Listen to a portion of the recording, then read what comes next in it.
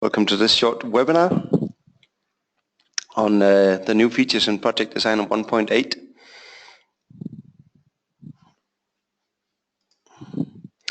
I'm pleased to show you some of our new features that should rule out our old piece of software, the Neets project editor. We have introduced some of the functions that we had in the old software, and of course a lot of new things as well. And these I would like to show you now. Right now I've started with a Sharer 2 and a small projector. And just to show you, up here in the left hand side in my system, in my devices, I have a couple of new amplifiers. I have the Neets audio amplifier 225, which supports both RS-232 or Ethernet. And of course it's business as usual. With Neets devices you only have to enter the serial number and in order to gain access. No IP buckle to gain access to the systems. In this case I don't know yet, so just put it on. And as you can see here, the audio amplifier also supports like our relay boxes. Switching relay 4 and 8 supports RS-232 inputs outputs and IOs as well. The next big thing I would like to show you is of course, let's just take the other amplifier. We also have the preamplifier over here on the left hand side. The next thing I would like to show you is that it's now possible to put a control system on a control system. For example, if you wish to have another keyboard, or you wish to share the same matrix in two rooms, share the same matrix, video matrix for example. And in some cases where NEB, the NEB keypad can't reach beyond, where you need reach beyond the 40 meters that NEB offers, you can use an Echo Plus as an extra keyboard. Simply drop that on the LAN port. And again, no buckle with the IP address. And as you can see, the Echo Plus pops right onto the sharer, and you get all of the ports available on the Echo Plus for free use as well as you used to.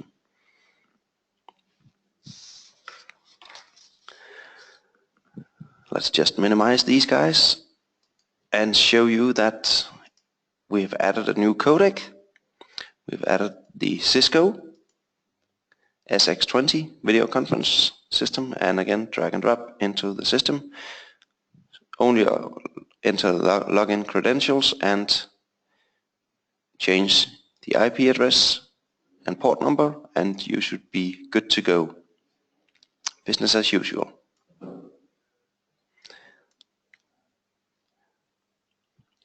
If you guys don't know it, we have also we have made support for Barco ClickShare. Barco ClickShare is a collaboration tool where you plug in a USB connection and you connect to an HDMI box on the connected to the projector or screen. And Barco ClickShare is not really smart, but with Neets we've made it smart, and whenever you connect your ClickShare, you can the system, for example a sharer, will auto detect when there's a signal on the USB connection and simply switch to the source. Let me just drag in the ClickShare CSE 200, put it on the Ethernet, and again log in credentials, press OK, and of course IP address and port number, and you're good to go in the systems. I'll just show you the function and the way it works in just a minute. Open functions. Let me just click on the sharer for once and show you that we have added some LED settings. Instead of using script coding in order to change the colors, it's now possible to do it right here from the settings menu for the Sharer 2. It's possible on the Sharer and the Echo Plus as well, and all of the other systems. Of course, it's most fun on the Sharer because it has all of the multiple colors you can change. On the Echo and below, Echo Plus and below, it's only red and black you can change between.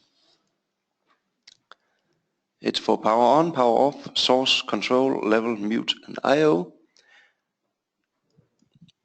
Then there's even, this is the general settings, there's even a manual setting for each button. I'll show you that in just a minute. We've also added a whitelist. A whitelist is the complete opposite of a blacklist, of course, and you all know a blacklist is when you can't gain access to the club you want to get into. In this case, it's all of the devices that we would like to have access to our graphical user interface. In this case, you can see a dynamic access of 1 minute, and it means the first connected device will be whitelisted and be the only one allowed to access the graphical user interface. And the end time period indicates when the whitelist reservation expires and a new one can connect. You can do this again and have two devices connect to the graphical user interface. You can also have a fixed device, a Mac with a MAC address and an IP address connected.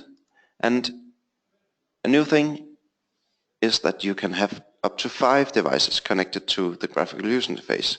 In previous, it was only 2 devices. So a new upgrade from Neets. So let's switch to functions. No news in interface. Not much any. Just a little one I'll show you in a second. In function, we've added a functionality. Let me just change to the native keypad, for example, that a button is active when the system is on and when the system is off. This means that in some cases it's not always the best thing that a button is active, for example, mute, aspect, or volume, etc. That's meaning that you can now change when the button is active. So for example, the Blu-ray source here is only active when the system is on, and you just simply have to unmark one of the checkboxes here. Very simple. And to show you the manual LED control, we've put that on the change button appearance here. Simply drag and drop it onto the button you need to control the LED settings. And you can see here what you want the button to do. You can change the color of it. If it's a Blu-ray, maybe it's blue. And LED light, you can change the blinking to on and off. No changes, as you're used to on the graphical user interface, yes. Let's switch to the home page of the graphical user interface and show you that it's now possible to add multiple levels on an level slider. In the previous level slider, it was only possible to control one volume at a time on one slider. But now I can drag in multiple levels onto one slider. And as you can see on the right hand side in actions, there are now 3 levels. And the way it works is that it follows in parallel, and when you turn down the volume to minimum, they all go to 0.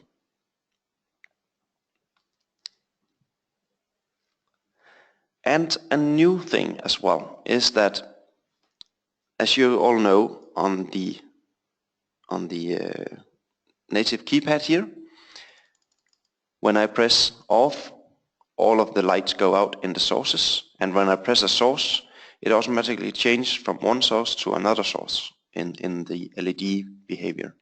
We've now adapted this to our graphical user interface so that when I press Blu-ray, off automatically goes out and VGA goes out as well. Let me just show you. I have this on my web page here. I have a Sharer running with this system, and as you can see, VGA turns off, Blu-ray turns on, and when I change again, change back.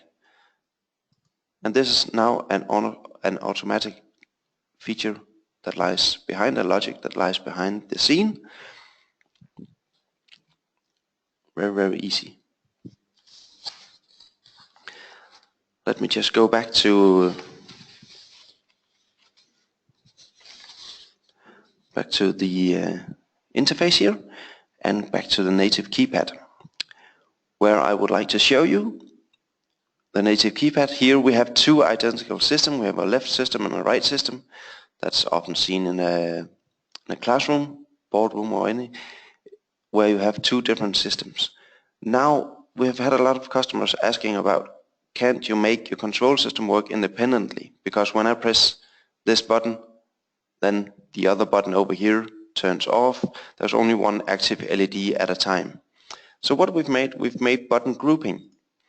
So up here on the left hand side in the ribbon, we have create new group.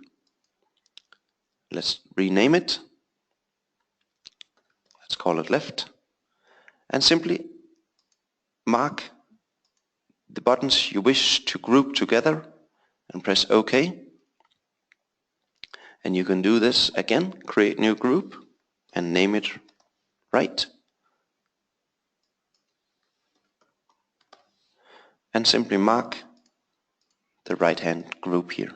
There's no real upper limit to how many groups you can make, so feel free to explore.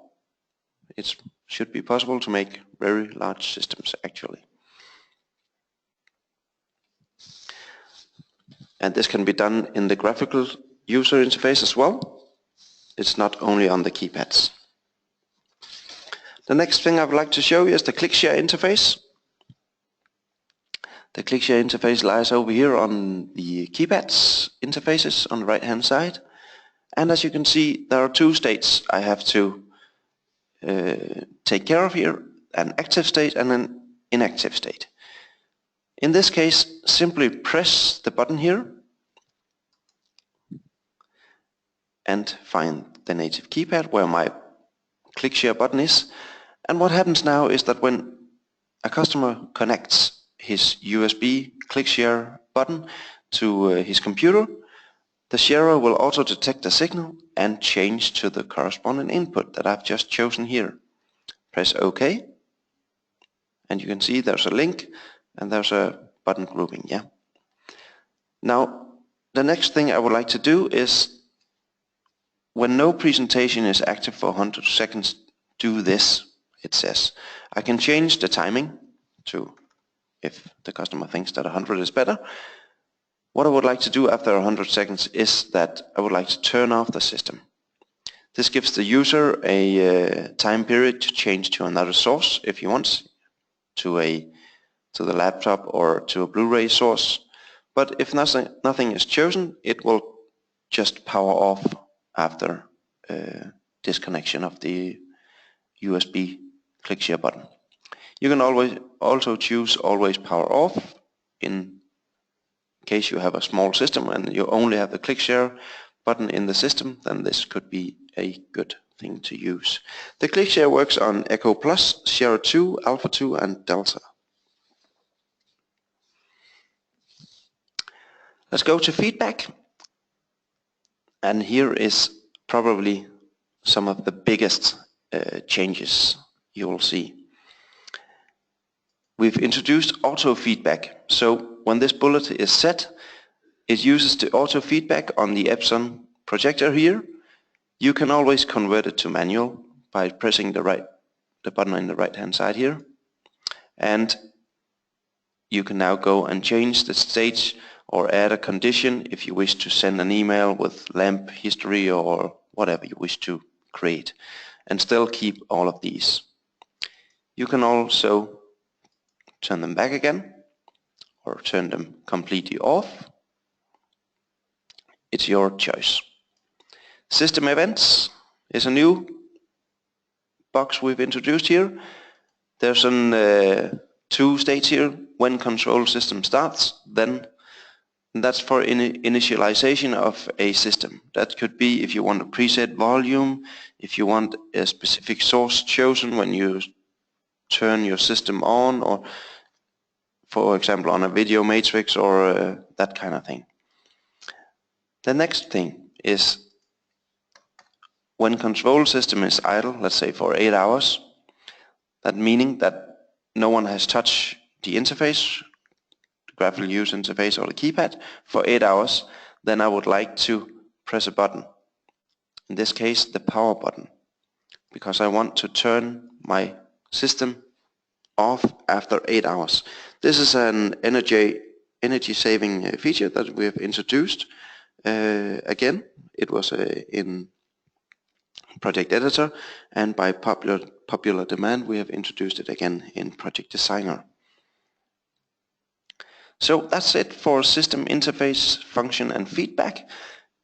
The two last things I would like to show you is that we have now also the possibility to generate a new and improved documentation. We have a Word documentation, a PDF documentation. It's possible to change the company logo if you want. You can insert your name, company, address and phone. And if I press Generate PDF Documentation, what happens is a PDF is created.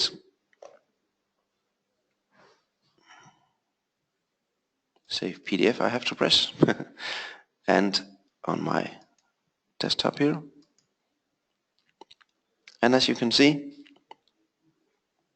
in a matter of seconds, I have all of my documentation here.